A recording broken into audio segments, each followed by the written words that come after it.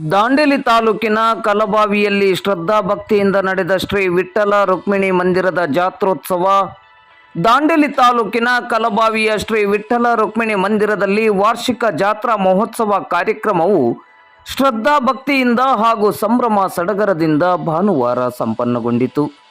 ನಿನ್ನೆ 23ನೆಯ ಅಖಂಡ ಹರಿನಾಮ ಸಪ್ತಾಹ ಕಾರ್ಯಕ್ರಮವು ಶ್ರದ್ಧಾ ಭಕ್ತಿಯಿಂದ ಜರುಗಿತು.